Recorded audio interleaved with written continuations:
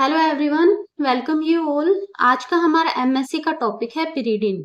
इस वीडियो के अंदर हम बात करने वाले हैं पिरिडिन के इंट्रोडक्शन की, स्ट्रक्चर की और साथ में हम यहाँ पर डिस्कस करेंगे सिंथेसिस और केमिकल रिएक्शंस।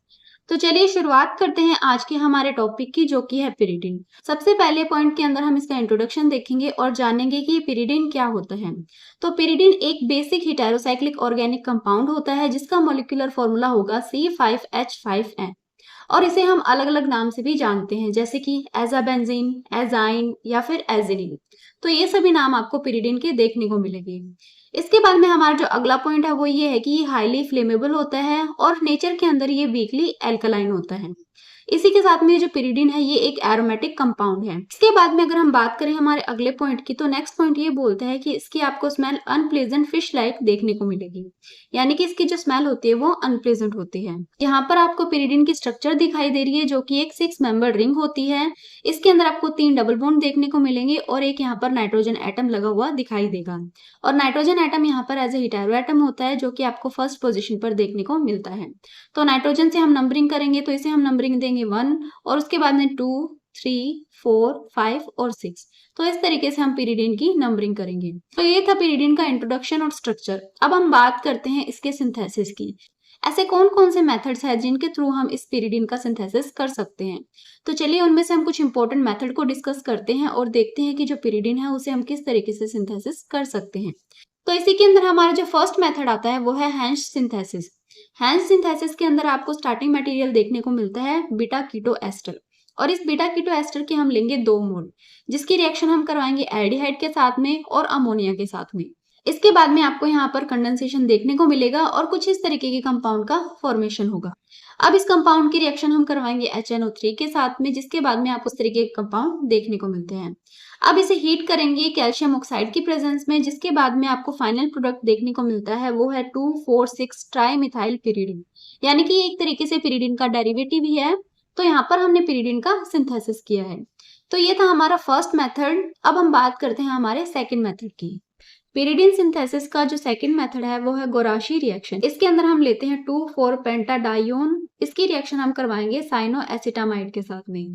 इन दोनों की रिएक्शन होने के बाद में यहाँ पर डिहाइड्रेशन होगा, जिसके बाद में आपको इस तरीके का साइक्लिक कंपाउंड देखने को मिलता है, जिसका नाम है 3-साइनो-4,6-डाइमिथाइल-2-ऑक्सोपिरिडिन। तो इस तरीके से ये रिएक्शन होती है जिससे कि हम पिरिडिन को सिंथेसिस कर सकते हैं। इसके बाद में हमारी जो अगली रिएक्शन आती है वो है फ्रॉम एसिटिलीन। हम एसिटिलीन से भी पिरिडिन का सिंथेसिस कर सकते हैं, जिसके लिए हम यहाँ पर लेते हैं 2 मोल एसिटिलीन और इसकी रिएक्शन हम करवाएंगे हाइड्रोजन साइनाइड के साथ में।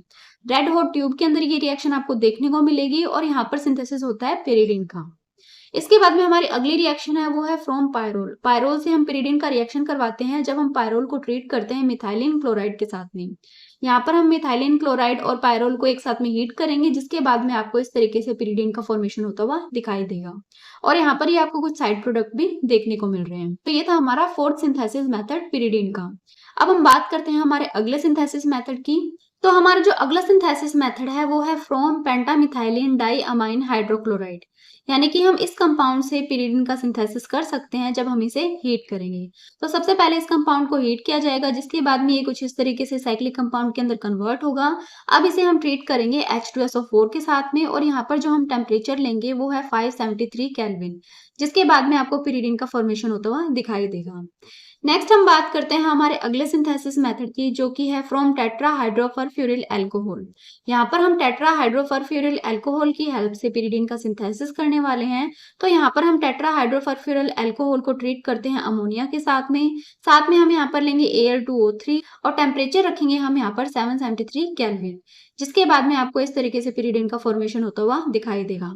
इसके बाद में अगला जो हमारा मेथड आता है वो है फ्रॉम पिकोलिन्स। हम पिकोलिन्स का यूज करते हुए पिरिडिन का सिंथेसिस करते हैं।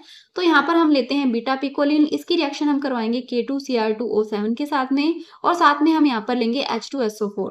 इसके बाद में इनकी रिएक्शन होने के बाद में हमें देखने को मिलेगा बीटा पिकोलिनिक एसिड। तो ये स्ट्रक्चर है बीटा पिकोलिनिक एसिड की और अब हम इसे ट्रीट करेंगे कैल्शियम ऑक्साइड के साथ में, जिसके बाद में यहाँ पर आपको डिकार्बोक्सिलेशन होता हुआ दिखाई देगा और आपके पास आ जाता है pyridine as a final product. तो ये था हमारा 7th important method pyridine synthesis का।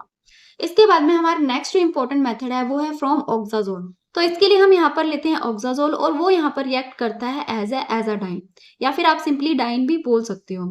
तो इस एजाडाइन की हम रिएक्शन करवाएंगे एक डाइनोफाइल के साथ में, जिसके बाद में आपको यहाँ पर डेल साइडर रिएक्शन होते हुए दिखाई देगी और इनके अंदर होगा साइक्लोएडिशन। साइक्लोएडिशन होने के बाद में ये पिरिडीन के डेरिवेटिव का फॉर्मेशन करेंगे। तो इस तरीके से हम यहाँ पर पिरिडीन का सिंथेसिस कर सकते हैं। इसके बाद में अगला जो हमारा फाइनल और इम्पोर्टेंट मेथड आता है पिरिडीन सिंथेसिस का, वो है डिल्स एल्डर रिएक्शन।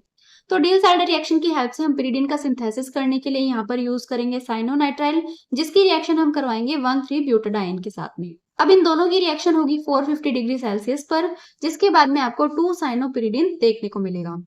तो ये थे हमारे 9 इंपॉर्टेंट सिंथेसिस मेथड जिससे हम पिरिडीन का सिंथेसिस कर सकते हैं।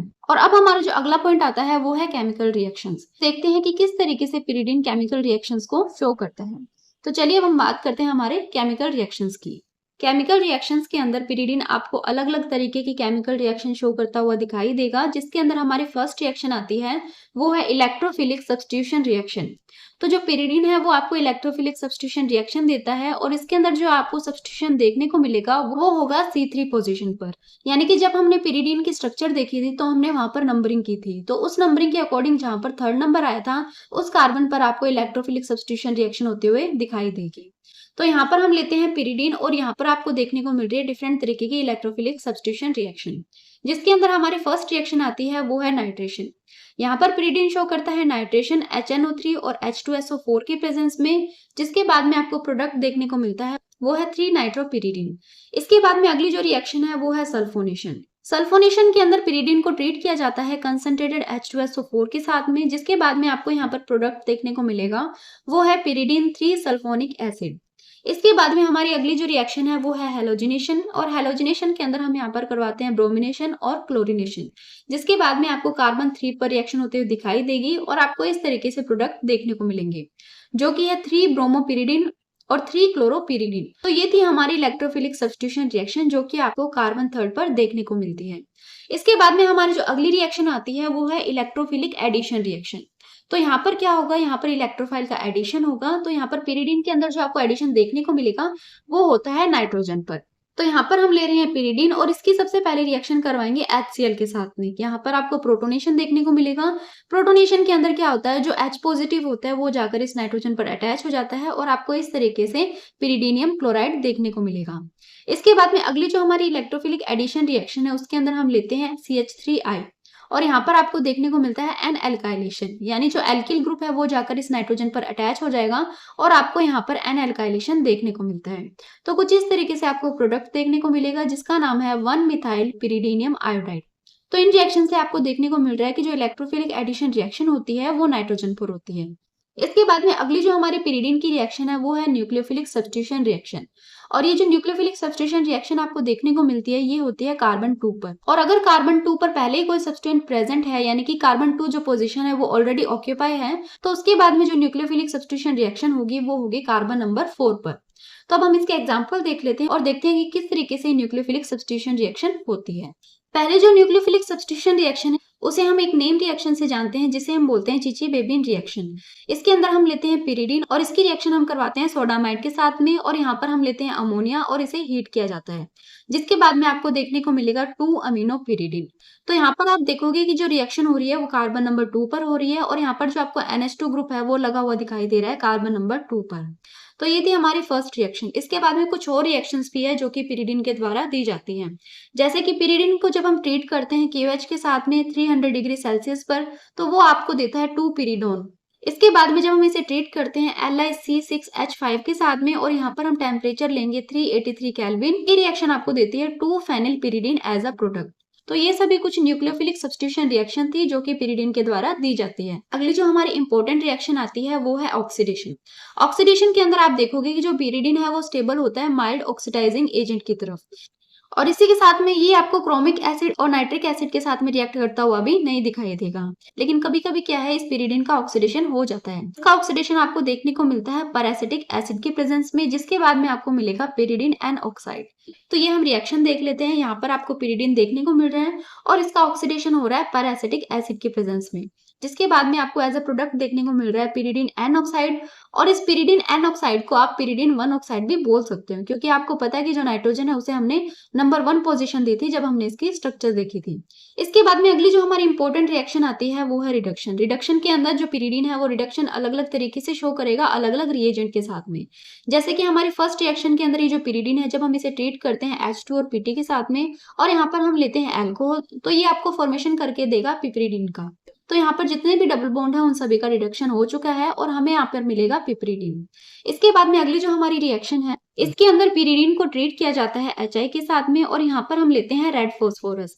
और इसी के साथ में जो टेम्परेचर यहाँ पर रहने वाला है वो है 573 केल्विन, जिसके बाद में आपको यहाँ पर एन पेंटेन देखने को मिलेगा और साथ में यहाँ पर जो अमोनिया गैस है वो यहाँ से रिलीज होते हुए दिखाई देगी। इसके बाद में अगली जो हमारी रिएक्शन है जिसे हम बोलते हैं बर्स्ट रिडक्शन। तो यहाँ पर जब हम पिरिडिन का बर्स्ट रिडक्शन करवाते हैं और यहाँ पर हम लेंगे सोडामाइड और अल्कोहल, तो वहां पर आपको देखने को मिलेगा 1,4-डाईहाइड्रोपिरिडिन। तो इस तरीके से पिरिडिन के द्वारा डिफरेंट प्रोडक्ट्स बनाए जाते हैं जब इसका रिडक्शन डिफरेंट कंडीशन के अंदर करवाया जाता है तब। तो ये था आज का हमारा वीडियो जहां पर हमने पिरिडिन के बारे में जाना और इसके स्ट्रक्चर, इंट्रोडक्शन, सिंथेसिस और केमिकल रिएक्शंस को डिस्कस किया। तो इस वीडियो के लिए इतना ही। आई होप आपको वीडियो अच्छा लगा होगा। अगर वीडियो अच्छा लगा तो please like, share and subscribe कीजिए। Thank you.